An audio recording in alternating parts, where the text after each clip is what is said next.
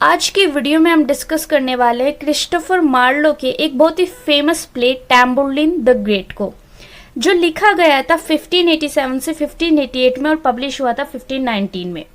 ये प्ले सबसे पहले क्रिस्टोफर मार्लो ने सिर्फ एक पार्ट में लिखा था, लेकिन इसका पहला पार्ट इतना पॉपुलर हुआ था कि क्रिस्टोफर मार्लो ने इसका दूसरा पार्ट भी लिखा है। ये प्ले हमारे पास 2 पार्ट्स में अवेलेबल है और टैम्बोलिन द ग्रेट फर्स्ट एग्जाम्पल माना जाता है ब्लैंक वर्स का।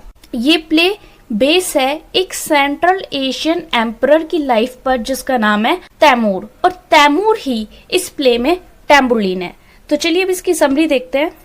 इस कहानी की शुरुआत होती है माइसेटीज से, जो पर्शिया का राजा है। माइसेटीज अपने भाई कोसरो को एक सिंथियन शेपर्ड के बारे में बताता है जो अपनी एक गैंग के साथ पर्शिया पर आक्रमण करने के लिए आ रहा है, और ये सिंथियन शेपर्ड कोई और नहीं बल्कि टैम्बोलिन ही है। इतना सुनकर कोसरो अपने भाई माइसेटीज को क्रिटिसाइज करना शुरू कर देता है। वो माइसेटीज को एक कमजोर और एक बेवकूफ राजा बताता है और कहता है कि तुम टैम्बोलिन को रोकने में नाकामयाब हो। अपने भाई की इतनी बातें सुनने के बाद माइसेटीज अपने चीफ कैप्टन थेरिडेमस को टैम्बोलिन को मारने के लिए भेजता है, लेकिन कोसरो मनी मनी बात जानता है कि माइसेटीज पर्शिया की राजगद्दी पर बैठने के लायक नहीं है। वो डिसाइड करता है कि अब वो खुद पर्शिया का राजा बनेगा। अब कहानी में एंट्री होती है कहानी के हीरो टैम्बोलिन की। टैम्बोलिन अपनी बिलव्ड जेनोक्रेट से बातें कर रहा है और वो जेनोक्रेट से वादा करता है कि वो उसे एक महारानी बनाएगा। तभी वहां पर थेरिडेमस और कोसरो अपनी सेना के साथ आ जाता है, लेकिन जब थेरिडेमस और कोसरो आते हैं तो वहां पर युद्ध नहीं होता, बल्कि थेरिडेमस टैम्बोलिन के साथ मिल जाता है। टैम्बोलिन कोसरो से ये कहता है कि वो पर्शिया की राजगद्दी पर कोसरो को बैठाएगा। इस बात के लालच में आकर कोसरो भी टैम्बोलिन को ज्वाइन कर लेता है। अब जब राजमहल में बैठे हुए माइसेटीज को थेरिडेमस और कोसरो की इस गद्दारी के बारे में पता चलता है, तब उसी का एक सहायक मिएंडर उसे ये सलाह देता है कि तुम सैनिकों का ध्यान भटकाने के लिए बैटलफील्ड में सोने के सिक्के फेंको। अब जब टैम्बोलिन माइसेटीज से युद्ध लड़ने आता है तो माइसेटीज अपने क्राउन को छिपा लेता है, लेकिन टैम्बोलिन भी तब तक क्राउन नहीं लेता जब तक वो माइसेटीज की सेना को पूरी तरह से खत्म न कर दे। सेना को खत्म करने के बाद टैम्बोलिन माइसेटीज को भी मार देता है। तब कोसरो क्राउन लेने के लिए आगे बढ़ता है, लेकिन टैम्बोलिन कोसरो को भी जान से मार देता है। अब टैम्बोलिन पर्शिया की राजगद्दी पर बैठकर पर्शिया का राजा बन जाता है, लेकिन टैम्बोलिन सिर्फ पर्शिया तक ही नहीं रुकता। अब उसकी नजर टर्की पर पड़ती है और टर्की का राजा है बाजाजेत। बाजाजेत को पता चल चुका है कि टैम्बोलिन टर्की में आने लग रहा है। अब बाजाजेत भी उसे रोकने की कोशिशें शुरू कर देता है, लेकिन इससे पहले टैम्बोलिन अपनी बिलव्ड जेनोक्रेट से मिलने के लिए जाता है। तब टैम्बोलिन देखता है कि लॉर्ड अगायडस जेनोक्रेट से ये कह रहा है कि वो टैम्बोलिन से शादी ना करे। वो एक सही इंसान नहीं है। अगायडस को तभी रियलाइज होता है कि उसकी ये सारी बातें तो टैम्बोलिन ने सुन ली है। तब अगायडस टैम्बोलिन के डर से उसी वक्त आत्महत्या कर लेता है। अब टैम्बोलिन का टर्की के राजा बाजाजेत से युद्ध होता है, जिसे टैम्बोलिन जीत जाता है, लेकिन टैम्बोलिन बाजाजेत को मारता नहीं है, बल्कि बाजाजेत को, उसकी वाइफ जबीना को और उसके बेटे कैलापाइन को कारावास में डाल देता है। टैम्बोलिन बाजाजेत के साथ बहुत बुरा व्यवहार करता है। वो बाजाजेत को कभी कभी बाहर निकालता है, लेकिन सिर्फ उसे टॉर्चर करने के लिए। टैम्बोलिन बाजाजेत को एक स्टूल तक की तरह इस्तेमाल करता है। बाजाजेत की हालत इतनी बुरी हो जाती है कि वो हताश होकर ये स्वीकार कर लेता है कि वो अब कभी टैम्बोलिन के चंगुल से नहीं छूट पाएगा, और अपना सर कारावास की दीवारों से पीट पीट कर वो खुद को मार डालता है। जब उसकी पत्नी जबीना को ये पता चलता है कि उसका पति बाजाजेत अब नहीं रहा, तो वो भी खुदकुशी कर लेती है, लेकिन जिंदा बचा रह जाता है तो वो है कैलापाइन। टैम्बोलिन और जेनोक्रेट्स इन सबको खूब एंजॉय कर रहे थे। अब जेनोक्रेट्स के फादर सुल्तान ऑफ इजिप्ट ये शपथ लेते हैं कि अरेबियन किंग्स की मदद से वो टैम्बोलिन को रोकेंगे। जेनोक्रेट्स टैम्बोलिन से कहती है कि वो इजिप्ट पर आक्रमण न करे। अब आपको ये तो ध्यान होगा ही कि इजिप्ट का राजा और कोई नहीं बल्कि जेनोक्रेट्स के फादर ही हैं। जेनोक्रेट्स इजिप्ट की प्रिंसेस है, लेकिन जेनोक्रेट्स के मना करने के बाद भी टैम्बोलिन नहीं रुकता और वो इजिप्ट पर हमला करने की तैयारी करता है। टैम्बोलिन पहले दमास्कस पर अटैक करता है। वहां का गवर्नर टैम्बोलिन के लिए गर्ल्स का एक ग्रुप भेजता है जिससे टैम्बोलिन डिस्ट्रैक्ट हो सके, लेकिन टैम्बुरलिन को ये तोहफा कबूल नहीं होता। वो उन सब गर्ल्स को मारकर सिटी वॉल्स पर लटका देता है। टैम्बुरलिन इजिप्ट के सुल्तान और अरेबियन किंग से युद्ध जीत जाता है। युद्ध में अरेबियन किंग्स तो मर जाता है, लेकिन सुल्तान नहीं मरता। जेनोक्रेट्स टैम्बुरलिन से रिक्वेस्ट करती है कि वो उसके पिता को किसी भी तरह से टॉर्चर ना करे। तब टैम्बुरलिन जेनोक्रेट्स की बात मान जाता है और सुल्तान को एक छोटा सा राज्य राज करने के लिए दे देता है। अब इतनी लड़ाई के बाद टैम्बुरलिन जेनोक्रेट्स से शादी कर लेता है और जैसा कि उसने जेनोक्रेट्स से वादा किया था कि वो उसे एक दिन महारानी बनाएगा, तो अपने वादे को पूरा करते हुए टैम्बुरलिन जेनोक्रेट्स के सर पर पर्शिया की महारानी का ताज सजा देता है। यहीं पे हमारा पार्ट 1 एंड होता है और अब शुरुआत होती है पार्ट 2 की। पार्ट 2 की शुरुआत होती है ऑर्केनिस से, जो नटोलिया का किंग है।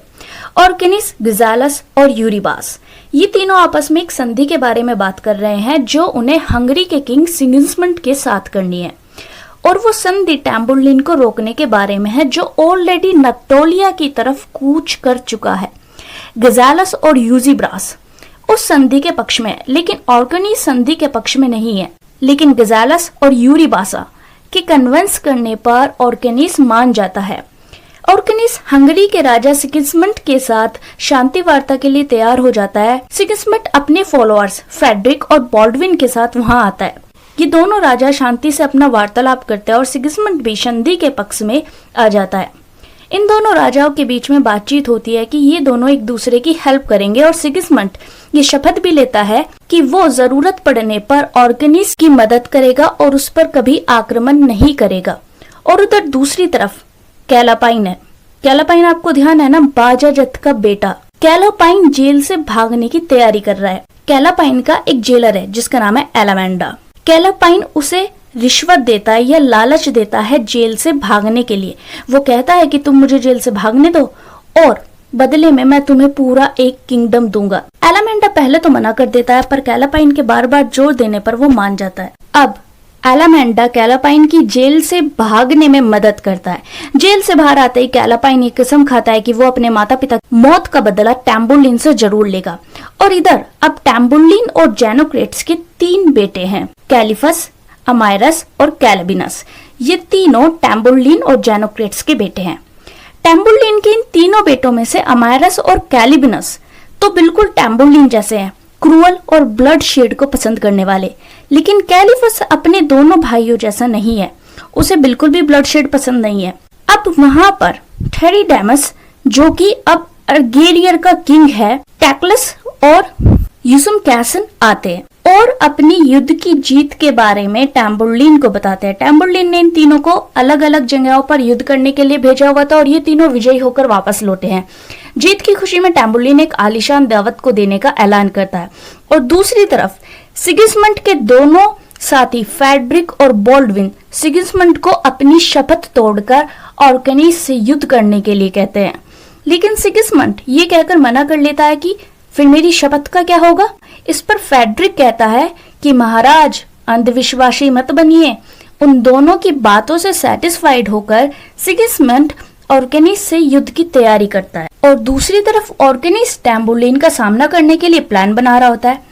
तभी ऑर्केनिस का मैसेंजर ये मैसेज लेकर आता है कि सिगिस्मुंड युद्ध करने के लिए अपनी सेना के साथ यहाँ आ रहा है।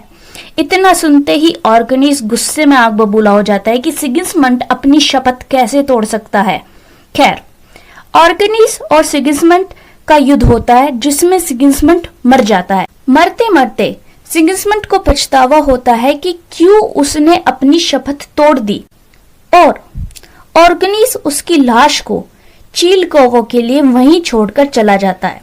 दूसरी तरफ जेनोक्रेट्स बहुत बीमार पड़ जाती है। तब एक वैद्य की तरह जेनोक्रेट्स की दिन रात टैम्बुरलिन सेवा करता है, उसका इलाज करता है, लेकिन जेनोक्रेट्स नहीं बचती, उसकी डेथ हो जाती है। टैम्बुरलिन को बहुत बड़ा शौक लगता है जेनोक्रेट्स की डेथ से। वो चिल्लाकर अपने सैनिकों को कहता है कि जाओ, जाकर हेवन में ऐलान कर दो कि टैम्बुरलिन युद्ध करने के लिए आ रहा है। हम हेवन में जाकर युद्ध करेंगे और जेनोक्रेट्स को वापस लेकर आएंगे। अपनी पत्नी की मौत से पागल हुए टैम्बुरलिन को थेरीडेमस संभालता है, लेकिन टैम्बुरलिन जेनोक्रेट्स को बरीड नहीं करने देता वो कहता है कि हम जेनोक्रेट्स की डेड बॉडी को एम्ब्लेम करके रखेंगे और जब मेरी भी डेथ होगी हम दोनों को साथ में बरी कर दिया जाए। अब टैम्बुलिन के जितने भी दुश्मन है, कैलापाइन और कैनीज and some more other kings, ये सब एक जगह इकट्ठे होते हैं और टैम्बुलिन पर आक्रमण करने की प्लानिंग करते हैं। ऑर्गेनिस कैलापाइन के सर पर टर्की का ताज सजा देता है और कैलापाइन एक बार फिर कसम खाता है कि वो टैम्बुलिन से अपने पिता बाजाजत की मौत का बदला लेकर ही रहेगा।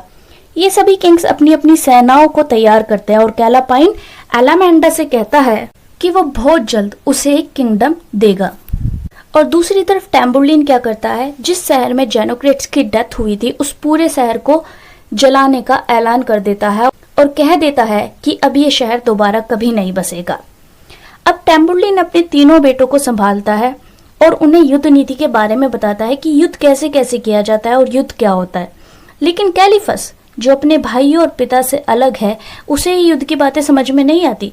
तब कैलिफस को समझाने के लिए टैम्बुलिन उसकी आर्म पर तलवार से कट कर देता है और कहता है कि जख्म भी उतने ही यशस्वी हैं जितना कि ताज। लेकिन कैलिफस इन सब बातों से कुछ इम्प्रेस नहीं होता। लेकिन कैलाबिनस और अमायरस दोनों अपने आप को कैलापाइन से युद्ध करने के लिए तैयार करना शुरू कर देते हैं। टैम्बुलिन टैकल्स और थैरीडेमस को सोरिया के किले पर जाने के लिए कहता है और उसकी घेराबंदी करने का आदेश देता है। वो दोनों ऐसा ही करते हैं, चुपचाप किले को घेर लेते हैं और दीवारों को फांदकर महल में अंदर प्रवेश कर जाते हैं। वहां के कैप्टन को सरेंडर करने के लिए ये दोनों कहते हैं, लेकिन कैप्टन मना कर देता है। तब कैप्टन अपनी वाइफ ओलंपिया और अपने बेटे के साथ जान बचाने के लिए भागता है तो कैप्टन तो मर जाता है। ओलंपिया भी खुद को अपने बच्चे के साथ मार देना चाहती है। पहले वो अपने बेटे को खत्म कर देती है और जब वो खुद को मारने ही जा रही होती है तो टैकल्स और थैरीडेमस वहां आ जाते हैं और ओलंपिया को ऐसा करने से रोकते हैं। वो उसे अपने साथ चलने के लिए कहता है पर ओलंपिया मना कर देती है और कहती है कि नहीं, मुझे मर जाने दो। पर वो दोनों उसे ऐसा नहीं करने देते और अपने साथ ले जाते हैं। वहीं दूसरी तरफ कैलापाइन को ये सूचना मिलती है कि अपनी बहुत बड़ी सेना के साथ टैम्बुलिन अलेप्पो में है। इतना सुनते ही कैलापाइन बाकी सारे राजाओं को कहता है कि एक बार फिर से अपनी अपनी सेनाओं का निरीक्षण कर लो। लेकिन कैलापाइन को पूरा यकीन है कि वो टैम्बुलिन से ये युद्ध जीत जाएगा। तभी बड़ी सरप्राइजिंग थिंग होती, टैम्बुलिन और यूसुमखियंस वहां आ जाते हैं। लेकिन ऑर्गेनिस टैम्बुलिन का मजाक उड़ाता है। ये बात टैम्बुलिन को बहुत बुरी लगती है और वो कहता है कि देखना, मैं तुम सबको हरा दूंगा और हारे हुए राजाओं से घोड़ों की तरह अपना रथ खिंचवाऊंगा। अब युद्ध शुरू होता है। टैम्बुलिन के दोनों बेटे अमायरस और कैलाबिनस युद्ध लड़ने के लिए आते हैं, लेकिन कैलिफस युद्ध लड़ने के लिए नहीं आता। वो नौकर के साथ टेंट में बैठा ही कार्ड्स खेल रहा होता है। युद्ध में टैम्बुलिन को कैलिफस की जरूरत पड़ती है तो वो उसे बुलाने के लिए टेंट में जाता है। टैम्बुलिन कैलिफस को समझाता है लेकिन कैलिफस नहीं मानता, उसे ब्लडशीट से दूर रहना है। तभी टैम्बुलिन ये डिक्लेयर कर देता है कि कैलिफस, तुम मेरे बेटे होने के लायक नहीं हो, और वो उसे उसी वक्त जान से मार देता है। उसके बाद एक किस्सा आता है ओलंपिया का। देखिए दोस्तों, ओलंपिया को थैरीडेमस और टैकल्स जबरदस्ती अपने साथ लेकर आए थे। अदरवाइज ओलंपिया जो है वो मरना चाहती थी क्योंकि उसके हस्बैंड और उसके बेटे की डेथ हो चुकी थी। थैरीडेमस ओलंपिया को शादी का प्रस्ताव देता है लेकिन ओलंपिया मना कर देती है। लेकिन जब थैरीडेमस मान ही नहीं रहा होता है तब ओलंपिया क्या करती है, वो कहती है थैरीडेमस से कि ठीक है, पर मैं ना तुम्हें अपना एक सीक्रेट बताती हूँ। तब थैरीडेमस पूछता है सीक्रेट। ओलंपिया कहती है कि मेरे पास एक मैजिकल ऑइंटमेंट है, उस ऑइंटमेंट को अगर हम अपनी बॉडी के किसी पार्ट पर अप्लाई कर लें तो हमें कुछ नहीं होता। थैरीडेमस को ओलंपिया की इस बात पर यकीन नहीं होता। तब ओलंपिया उसको एक डेमो देती है। वो एक ऑइंटमेंट को अपनी गर्दन पर लगाती है और थैरीडेमस से उसे उस पर वार करने के लिए कहती है, गर्दन पर वार करने के लिए कहती है। थैरीडेमस ऐसा ही करता है और ओलंपिया की डेथ हो जाती है, जैसा कि ओलंपिया मरना ही चाहती थी, वो नहीं जीना चाहती थी। ये किस्सा यहीं पे खत्म होता है। अब वापस टैम्बुलिन की बात करते हैं। टैम्बुलिन ने युद्ध में सभी राजाओं को हरा दिया है लेकिन कैलापाइन को भी तो कुछ नहीं हुआ है। ट्राइबिजोन और सोरिया के किंग्स को टैम्बुलिन अपने रथ पर घोड़ों की तरह बांध देता है ताकि वो रथ को खींच सके। तब ऑर्गेनिस जोफ से रिक्वेस्ट करता है कि वो टैम्बुलिन को उसकी इस क्रूएलिटी के लिए पनिश करे, पर टैम्बुलिन कहता है कि अगला नंबर तुम्हारा ही है ऑर्गेनिस, मेरा रथ खींचने का। तब टैम्बुलिन अपने एक और कैंपेन का ऐलान कर देता है। अब टैम्बुलिन बेबीलोन का रुख करता है। अब उसे बेबीलोन पर भी जीत चाहिए। मैक्सिमस जो बेबीलोन की आर्मी का कैप्टन है, वो गवर्नर ऑफ बेबीलोन को इन्फॉर्म करता है कि टैम्बुलिन बेबीलोन आ रहा है और मुझे पूरा यकीन है कि हम लोग टैम्बुलिन से नहीं जीत पाएंगे। हम लोगों को अगर अपनी जान बचानी है तो हमें सरेंडर करना होगा। लेकिन बेबीलोन का गवर्नर सरेंडर करने को राजी नहीं होता, वो युद्ध चाहता है टैम्बुलिन से। अब टैम्बुलिन अपनी पूरी आर्मी के साथ बेबीलोन आ जाता है। युद्ध करने के लिए आए हुए टैम्बुलिन ने आते ही वहां के गवर्नर को फांसी पर लटकाकर शूट करने का ऑर्डर दे दिया और अपने नौकरों से कहता है कि टेरिबिजोन और सूर्या के किंग्स को खोल दो और ऑर्गेनिस और किंग ऑफ जेरूसलम को उसके रथ से बांध दो। अब वो उसका रथ घोड़ों की तरह खींचेंगे। तभी टेरिबिजोन और सूर्या के राजा रथ से खुलते ही टैम्बुलिन को अभिशाप देना शुरू कर देते हैं और तभी टैम्बुलिन उन दोनों को मार देता है। अब टैम्बुलिन बेबीलोन की एक पवित्र पुस्तक को भी जलवा देता है और खुद को भगवान से भी बड़ा कहने लगता है। टेक्लस बेबीलोन के इनहैबिटेंट्स को भी मारना शुरू कर देता है। बेबीलोन पर जीत के बाद टैम्बुलिन पर्शिया वापस जाने लगता है। तब उसे महसूस होता है कि वो बीमार पड़ रहा है। अब कैलापाइन फिर से एक बार अपनी सेना को इकट्ठा करता है और टैम्बुलिन पर अटैक करने की प्लानिंग करता है और दूसरी तरफ टैम्बुलिन की हालत दिन पर दिन बिगड़ती जा रही है। बिगड़ी हुई हालत में भी टैम्बुलिन चिल्लाता है कि हेवन से लोगों को बुलाओ, मैं उनसे लड़ूंगा, उनकी हिम्मत कैसे हुई मुझे बीमार करने की। थेरिडेमस और टैकल्स उसे शांत करते हैं। फिजिशियन टैम्बुलिन का इलाज करता है। दूसरी तरफ कैलापाइन का मैसेंजर उसे बताता है कि महाराज टैम्बुलिन बीमार पड़ा है। मौत के करीब पहुंच चुका टैम्बुलिन जैसे तैसे बाहर निकलता है।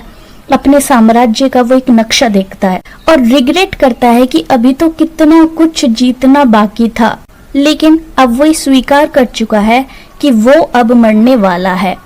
वो अपना क्राउन अपने बेटे अमायरस को पहना देता है कि अब वो राज करेगा और इतना कहते ही टैम्बुलिन हमेशा हमेशा के लिए सो जाता है।